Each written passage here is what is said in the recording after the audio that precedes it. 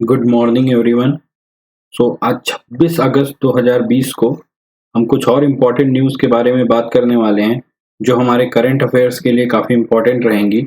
और किसी भी एग्ज़ाम के लिए करंट अफेयर्स हमें पता है कितना महत्वपूर्ण रहता है। पहली न्यूज़ जो हमारे पास है, RBI announces OMO of government securities. Open market operations होता है ओएमओ का फुल फॉर्म। आरबीआई ने 2 चरणों में यहाँ पर वही लिखा हुआ है कि 20,000 करोड़ इन 2 ट्रांसेस। आरबीआई ने 2 चरणों में 20,000 करोड़ रुपए की कीमत वाली सरकारी प्रतिभूतियों का ओएमओ या ओपन मार्केट ऑपरेशंस में संचालन करेगा। नीलामी 27 अगस्त 2020 से, ठीक है, 27 अगस्त 2020 से 3 सितंबर तक चालू रहेगी। और 27 अगस्त को होने वाले ओएमओ के लिए आरबीआई 2024 से 2032 तक के बीच परिपक्व होने वाली लंबी अवधि की सरकारी प्रतिभूतियों की खरीद करेगा, जबकि यह अक्टूबर-नवंबर 2020 के बीच परिपक्व होने वाली प्रतिभूतियों की बिक्री भी करेगा। ये काफी इंपॉर्टेंट न्यूज है ओएमओ ओपन मार्केट ऑपरेशंस के लिए। नेक्स्ट जो न्यूज हमारे पास आई है वो ये है कि mobile application my AIF launch. Air chief marshal Rakesh Kumar Singh Bhadauria on 24th August 2020 launch a mobile app My AIF at Air Force Headquarters वायु भवन in न्यू दिल्ली।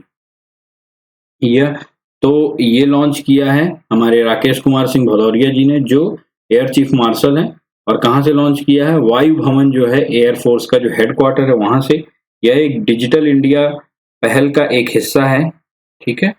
तो ये एक हमारे पास न्यूज है। नेक्स्ट जो न्यूज है हमारे पास है कि लॉकडाउन के टाइम का 30% सिलेबस टू बी रिड्यूस्ड, मतलब 30% सिलेबस, आपको समझ रहे होंगे 30% सिलेबस असम उच्चतर, ये याद रखिएगा असम के लिए Assam higher secondary education council ने कहा है कि वो 30% अपना सिलेबस कम कर देंगे कोविड के चलते, ठीक है। तो ये बैठक में तय की गई। यह निर्णय 11वीं और 12वीं कक्षा के सभी कला, वाणिज्य और विज्ञान के छात्रों पर लिया जाएगा। नेक्स्ट जो न्यूज हमारे पास है कि national council for transgenders person. तो ये जो न्यूज है ये कह रही है कि नेशनल काउंसिल फॉर ट्रांसजेंडर्स अभी ये हुआ है, नियम लागू किया गया है कि जो हमारे ट्रांसजेंडर्स हैं उनके लिए जो न्यूज है, उनके लिए जो कानून है वो लागू किया जाएगा कि the centre has constituted the national council for transgender person through a notification. Centre इनके लिए काम कर रही है। The social justice and empowerment minister will be the x official को पर्सन। तो इसका जो को चेयरपर्सन होंगे वो होंगे social justice of empowerment minister, जो होंगे वो इसके को चेयरपर्सन होंगे। नेक्स्ट जो न्यूज हमारे पास आ रही है वो काफी इंपॉर्टेंट न्यूज है कि सतपाल सत्ती, ठीक है, Satpal Satti HP finance commission chairman. Himachal Pradesh सरकार ने राज्य के पूर्व भाजपा प्रमुख सतपाल सिंह सत्ती को 6ठे वित्त आयोग में अध्यक्ष नियुक्त किया है, ठीक है। और आयोग पंचायतों और नगर पालिकाओं की वित्तीय स्थिति और उनके लिए संसाधनों का हस्तांतरण में भी समीक्षा करेगा। ये काफी इंपॉर्टेंट हो जाती है हमारे लिए। नेक्स्ट जो न्यूज हमारे पास आ रही है वो बहुत अच्छी न्यूज है कि countries longest ropeway over bridge. तो ये ध्यान रखिएगा कि कंट्री का लार्जेस्ट रोपवे ओवर ब्रिज है ये। असम सरकार ने ब्रह्मपुत्र के ऊपर 1.8 किलोमीटर, ये ध्यान रखने की बात है, 1.8 किलोमीटर लॉन्ग रोपवे का उद्घाटन किया है, जो गुवाहाटी को उत्तरी गुवाहाटी से जोड़ता है। तो किस नदी पर है? हमारी ब्रह्मपुत्र नदी पर बना हुआ है। यह भारत में एक नदी पर सबसे लंबा रोपवे है। 56 करोड़ रुपए की लागत से निर्मित इसमें 2 केबिन शामिल हैं, जिसमें प्रत्येक में 30 यात्री और 1 ऑपरेटर की क्षमता है। ठीक है, और रोपवे को पूरी लंबाई पूरी करने में 8 मिनट का टाइम लगता है। ठीक है, तो ये तो बेसिक न्यूज हो गई। ये रहा कि 1.8 किलोमीटर का ब्रह्मपुत्र नदी पर बना है असम में। नेक्स्ट जो न्यूज है हमारे पास, अभिलाष, एक फिल्म का नाम है रिसीव इंटरनेशनल अवार्ड।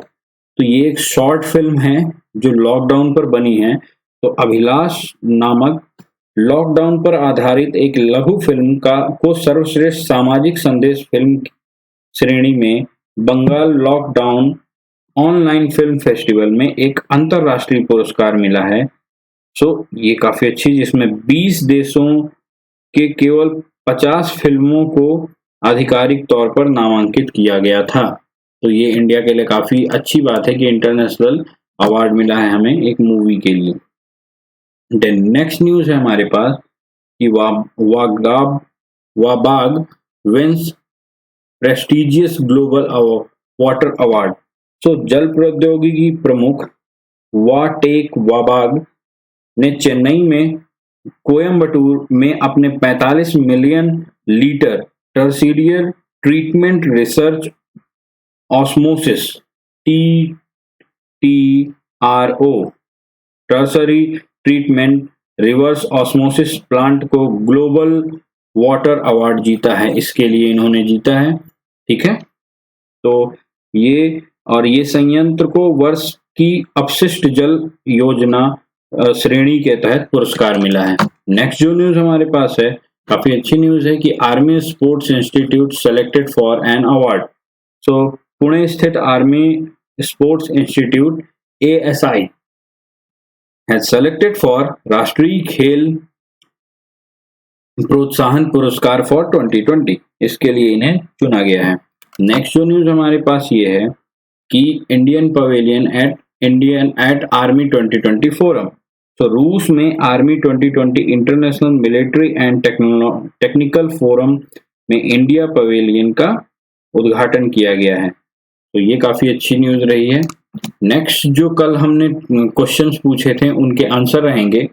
मैंने पूछा था नुआखाई हार्वेस्ट फेस्टिवल कहाँ मनाया जाता है और किस उपलक्ष्य में मनाया जाता है। तो उड़ीसा में मनाया जाता है और ये वेलकम करता है सीजन ऑफ न्यू राइस, जो चावल बोने का सीजन है उसको वेलकम करने के लिए बनाया गया है। नेक्स्ट जो न्यूज है, day of remembrance of slave trade, मतलब जो दास प्रथा थी, जो दासों को बेचा जाता था, उसके लिए जो दिवस मनाया जाता है 23 अगस्त को मनाया जाता है। और हाईएस्ट डैम ऑफ इंडिया है टेहरी डैम, आपने नाम सुना होगा टेहरी डैम।